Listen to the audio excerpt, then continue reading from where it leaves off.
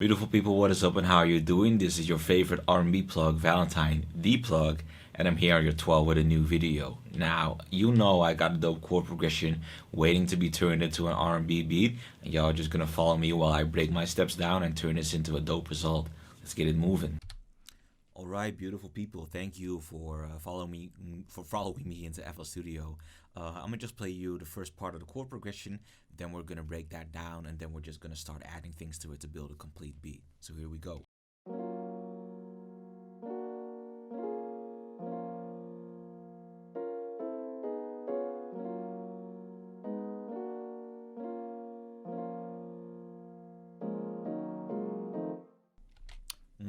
Très magnifique.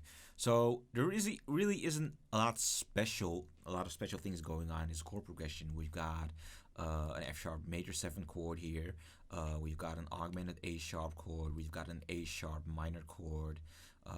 Then we have another A sharp minor chord with the 5th serving as a root note.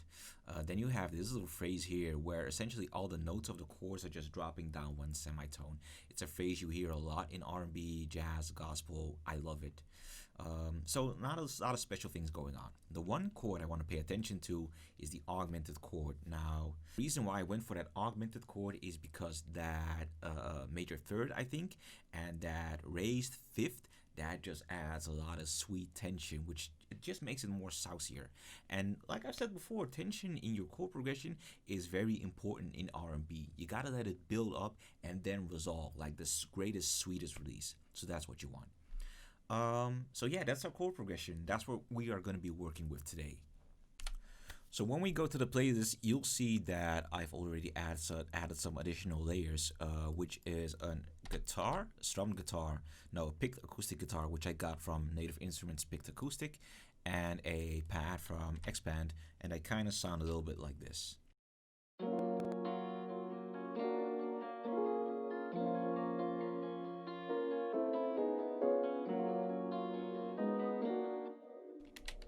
Just absolutely lovely. Now the only thing I did with the guitar is that I made a couple of cuts so that mostly it's the low mid frequencies and the mid frequencies and a little bit of the high mid frequencies staying behind, because I thought that for this beat, for this feeling, I thought the regular guitar, as I'm gonna be playing it now, was a little bit too bright. So I wanted to make some cuts, give it a little bit more radio decay effect. I might just add RC20 for some extra lo-fi effect, but I'm kind of considering that still.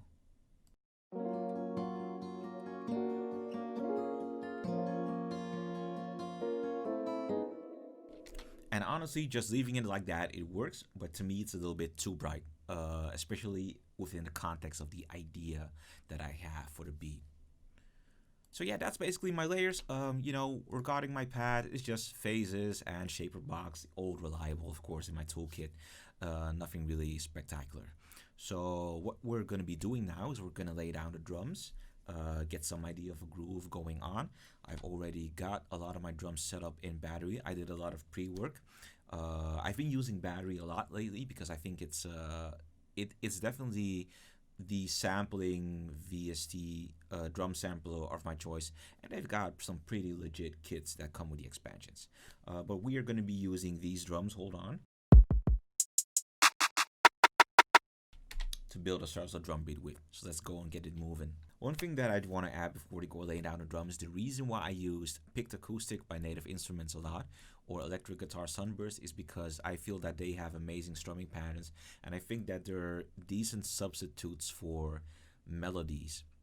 So what I might end up doing is I might just be leaving that guitar, and I might just add some little passing notes here and there with another instrument, as seasoning, garnishing, spicing up, embellishments, whatever you want to call it. But I feel that if I leave it like this, it is interesting enough for the listener, and it is also good enough for the artist, and it's also leaving enough space for the artist to, think of an own melody line with.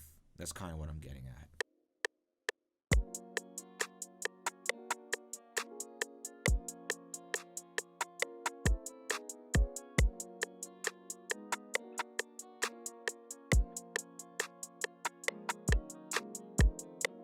What I'm really enjoying about this beat is that, for my idea, this beat doesn't have a lot, but it speaks a lot, and that's good. That's good. So I definitely do need a bass line right now. That's the first thing that we're gonna add. And once I've got that done, I think I'm just gonna go add some perc loops, some crashes, and then we've got some time to experiment. So we're just gonna see what else fits. So what I feel like doing for bass today is not the analog bass that I use.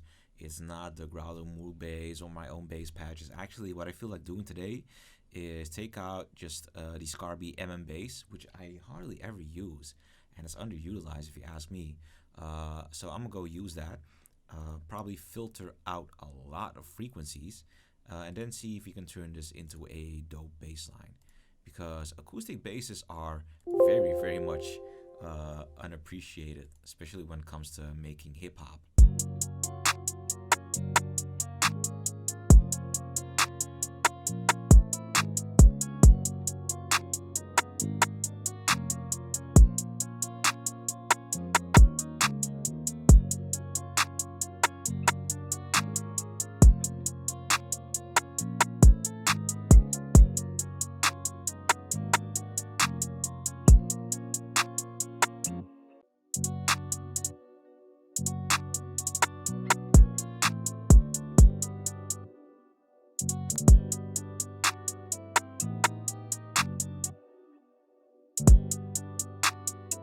And yeah, you may have noticed that I did slow down the beat because I thought a slower tempo was definitely more fitting. The feeling I get is let's envision a scenario, late night, or no, a walk at the beach right before sunset. Yeah, that's kind of vibe. You're kind of lamenting. And I think the beach vibe is mostly inspired because of that guitar in the back that is just doing a lot of work.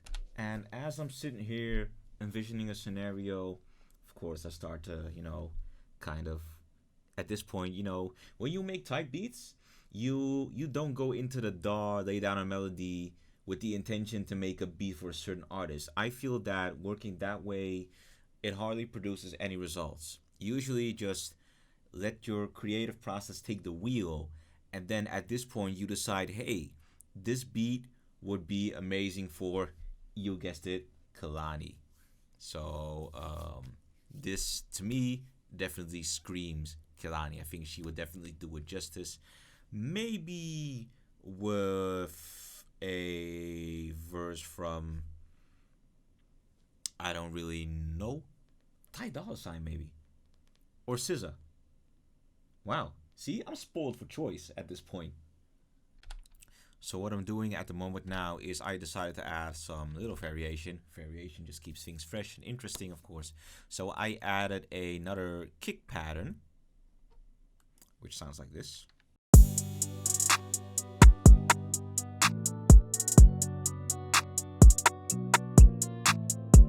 An easy way for you to give your listeners the feeling that the beat is getting more serious, like you're building up towards a climax.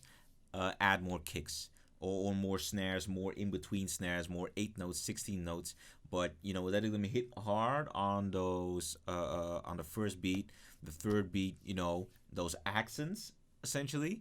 That's what definitely gives this beat the feeling like it's building up towards a big chorus, a big release, or something like that.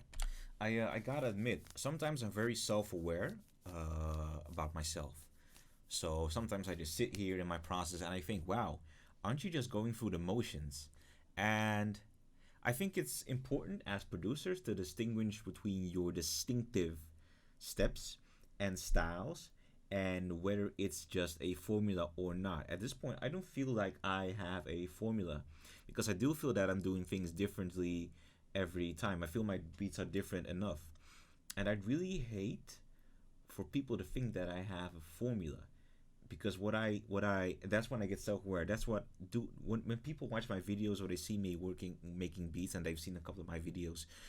Can what I do be distilled to a couple of things? I'd really hate that. I'd really hate that. I want my process to be unique, and I'd hate for people to be able to engineer it and replicate it. I dislike that. Really dislike that. So I don't know, maybe I should try more different things. But y'all let me know if you feel like I'm just using a formula or not. Y'all tell me. Either way, what I wanted to say before I started getting self-aware and shit, I found me a perk loop in Splice, and I'm gonna play it for y'all.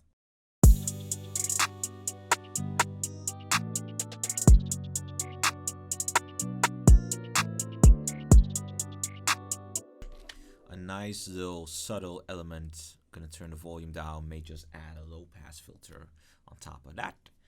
Ooh, so this beat. Now there's a little combination that I want to make. I just want to see what is going to happen when I decide to be cheeky and add Electric Sunburst Deluxe to the mix.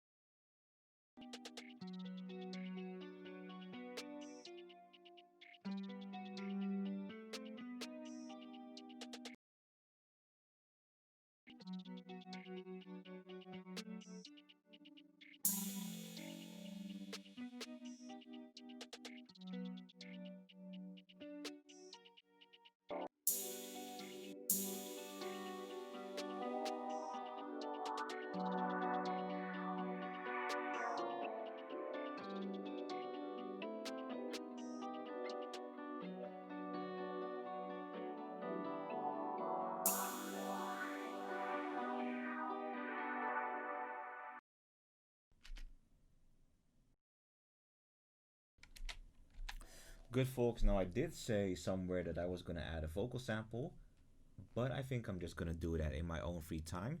I definitely hope that at this point y'all got a good idea of the beat, and I do hope you agree with me that this is a beat for Kehlani and SZA. I definitely think SZA. I'm gonna decide on SZA. I love that girl.